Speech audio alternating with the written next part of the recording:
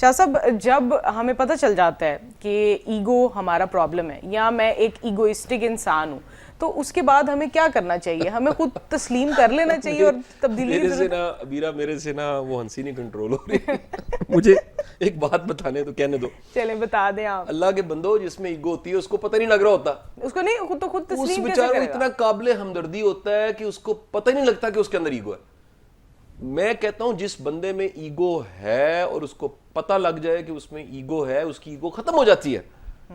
Problem یہ ہے کہ جس میں ایگو ہوتی ہے اور اس کو جب پتہ نہیں لگ رہا ہوتا تو یہ جیسے خون گردش کر رہا ہے, جیسے روح آپ میں ہے, جیسے آپ کے وجود کے اندر آپ کی اصل ذات ہے, بالکل ایگو بھی اسی طرح آپ کے اندر گردش کر رہی ہوتی ہے, آپ کو پتہ ہی نہیں لگتا. یہ تو ارد گرد کی دنیا جو ہے وہ محسوس کرتی ہے اور وہ آپ کو بتائے تو لوگوں کو پتہ چل جاتا ہے جیسے ہم آج بتا رہے ہیں. میں ایک چیز بتاتا ہوں, ایک جو ہے نا جی قرآن پاک کی آیت ہے, میں اس کا مفہوم بتانے لگا ہوں اور وہ آیت جو ہے نا اس میں بڑی حکمت ہے. میں کہتا ہوں وہ یعنی میں دین کے حوالے سے اگر یہ آیت کوٹ کروں اور سمجھانا چاہوں تو وہ بڑے ایک زندگی کے فلسفے کو سمجھاتی. وہ آیت یہ ہے, اس کا مفہوم یہ ہے کہ اللہ تعالیٰ فرماتے ہیں کہ اے ایمان والو, اے مومنو, اگر بات کرو جب تم تو اللہ کے رسول صلی اللہ علیہ وسلم کی بات سے آپ کی آواز اونچی نہیں ہونی چاہیے.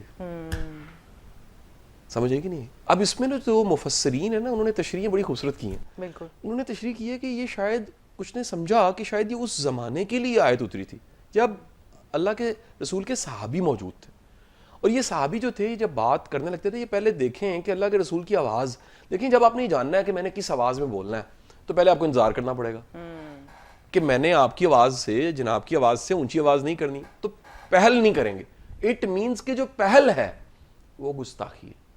اور دوسری بات یہ, جب سرکار مسلم کی ذات گرامی آپ کلام کریں گے اور آپ پھر دیکھیں گے کہ میری آواز کتنی اونچی ہونی چاہیے, تو پھر آپ ادب کے دائرے میں رہتے ہوئے آپ ایمان والے مومن ہیں. اگلی بات بڑی امپورٹنٹ, اللہ کہتا ہے کہ ایسا نہ ہو, یہ ذرا وارننگ کو سنیے گا, ایسا نہ ہو کہ تمہارے جو اعمال ہیں یعنی نیکیاں ہیں وہ ضائع ہو جائیں اور تمہیں پتہ بھی نہ لگے. یہ بہت بڑی بات ہے اور واقعی ایسے ہوتا ہے لوگوں کے ساتھ. اب میں اس چیز کو اس لیے مکمل کرنا چاہوں گا, پھر ٹاپک پہ جانا ہے واپس. بالکل. بعض مفسرین نے اس سے بھی زیادہ خوبصورت بات کی. انہوں نے فرمایا کہ آج کے زمانے میں اس آیت کا مفہوم یہ ہے کہ دنیا کا کوئی شخص حضور کی بات سے بڑی بات نہیں کر سکتا. آپ کی ذات گرامی اور آپ کی حدیث جو ہے اور جو آپ کی بات ہے, جو آپ کا فرمان ہے, وہ کائنات کے ہر شخص کی بات سے بہت بڑا ہے. بالکل بے شک. یہ کوئی مجال کرے اگر یہ سوچے کہ میری بات جو ہے اللہ نعوذ باللہ وہ آپ کی ذات آپ کی بات سے زیادہ ہے, تو وہ گستاخ ہو گیا اور حبط التمام, اس کے اعمال جو ہیں وہ ضائع ہو گئے, اس کو پتہ بھی نہیں لگا. پنشمنٹ کی سب سے خطرناک فارم یہ ہوتی ہے کہ جس کو پنشمنٹ ملی ہے اس کو پتہ ہی نہ مجھے پنشمنٹ ملی ہے. دیکھیں ایک مثال لیجئے, کوئی جیل میں ہے, اس کو سلاخوں سے اس انوائرمنٹ سے پتہ لگ رہا ہے میں جیل میں ہوں. کسی کو کوڑے پڑے ہیں, درد بتا رہا ہے کہ وہ پین لے رہا ہے اور اس کو پنشمنٹ ملی ہے. دنیا کی سب سے زیادہ خطرناک جو بیماری ہے نا, کینسر, کیوں ہے؟ جب پتہ لگتا ہے تو مرنے والا ہوتا ہے. بالکل ایسے. ہیپاٹائٹس سی کیوں ہے؟ لیور ختم ہو گیا ہوتا تب پتہ لگتا ہے. ایچ آئی وی کیوں ہے؟ جب پتہ لگتا ہے کہ ہو گیا ہے تب بندہ مرنے والا ہوتا ہے. آپ کی زندگی میں سب سے بڑی پنشمنٹ یہ ہے کہ آپ کو سزا مل رہی ہو اور کو پتہ نہیں لگ رہا, اور آپ کو پتہ بھی آپ اندھے ہوں. اور یاد رکھیے یہ سزا کس کو ملتی ہے؟ یہ سزا اس کو ملتی ہے جس میں ایگو ہوتی ہے.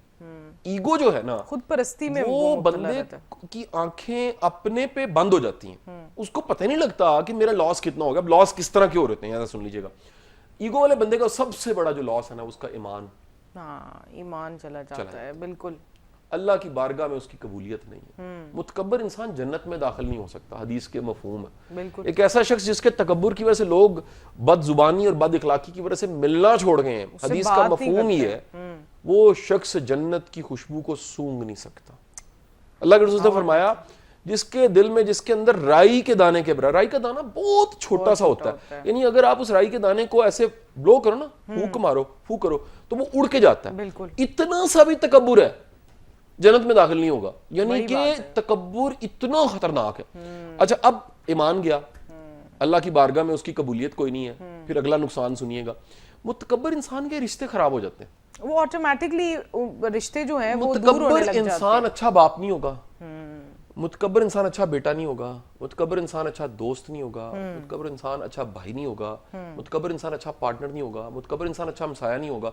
سوشل ایک سوسائٹی جس کے اندر آپ رہ رہے ہیں, جس میں آپ کو رشتے نبھانے ہیں, چلانا ہے, سب کے ساتھ رابطے رکھنے ہیں, ابیرا میں کنفرم بتا رہا ہوں اتنا بڑا گھاٹا ہے اگر آپ اکیلے ہیں.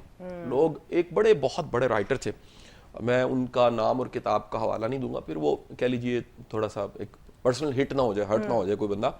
وہ ان کا انتقال ہوا تو اس جنازے میں صرف 15 لوگ تھے, بڑی مشکل سے, اور اس میں سے بھی 4 گھر کے ملازم تھے, اپنے اولاد بچے بھی نہیں آئے, اور قریبی کو 2-3 جاننے والے بڑی مجبوری سے دفن کرنے کے لیے آ گئے.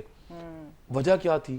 رائٹر ہونے کا قد اتنا تھا, لیکن زبان اور رویہ اور اخلاق برا اخلاق علامت ہے کہ آپ میں متکبر ہے, آپ میں تکبر ہے. بالکل ایسے ہی ہے. تکبر کی جو آپ کی کھڑکی ہے زبان ہے, وہ ایسے آپ کھڑکی کھولتے ہیں نا تو تکبر نکلتا ہے اس میں سے. اچھا, اب اگلا نقصان کیا ہوگا؟ اپرچونٹیز نہیں ملیں گی. خوش اخلاق انسان کو ویسے ہی بہت اپرچونٹی بارش ہوتی ہے اپرچونٹیز کی, بد اخلاق انسان سے لوگ. اگلا کام کیا ہوگا جناب والا, اس سے بھی زیادہ میں نے تمام متکبر لوگوں کو بیمار دیکھا ہے جسمانی طور پہ. اصل میں ذہنی طور پہ بیمار ہوتے ہیں پہلے, اور اس کے بعد ایکچولی پھر کیا ہوتا ہے, اگلا کام بڑا خطرناک ہوتا ہے, ہائپر ٹینشن.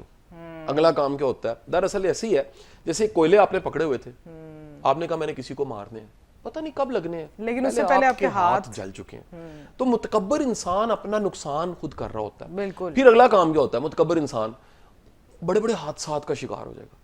یہ آپ دنیا کی بڑی بڑی سیلیبریٹیز, دنیا کے بڑے بڑے بزنس مین جو عبرت بن گئے ہیں.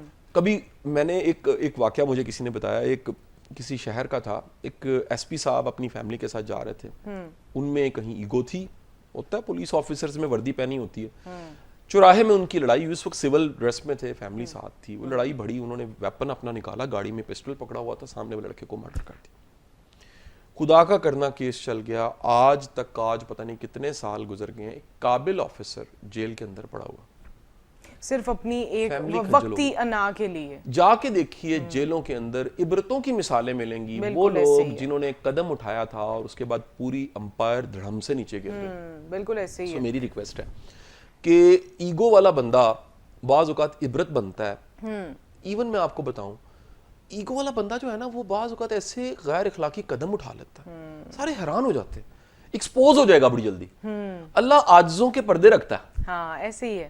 اللہ گناہگار اور عاجزی یہ کمبینیشن ہے, یعنی گناہگار بھی ہے اور عاجز ہے. اللہ رحم کھا جائے گا, رحم کرے گا, یار میرا بندہ ہے عاجز ہے, معاف کرو یار, تھوڑا تو ہے نا معافی مانگنے کا. اللہ معاف کرنا چاہ رہا ہے, اللہ پردے ڈالنا چاہ رہا ہے, لیکن جو متکبر ہے نا وہ خود ہی زد میں آ جائے گا. یعنی رب پردے ڈالنا چاہ رہا ہے اور وہ اپنے تکبر کی وجہ سے کسی پنجابی کہتے ہیں چکی تھلے خود ہی وہ ہاتھ اس کا آ جائے گا. اچھا, پھر جو ہمارا اس میں رہ جاتا ہے ایک بڑا ایک اور لاس آپ کو بتا دوں, متکبر انسان کا نا ویژن نہیں ہوتا. وہ لالچ ہو سکتا ہے, بڑا لانگ ٹرم ویژن نہیں ہوتا, کیونکہ ظاہر ہے اس کی مینٹل کیپیسٹی تو ویسی ہو ہی نہیں سکتی.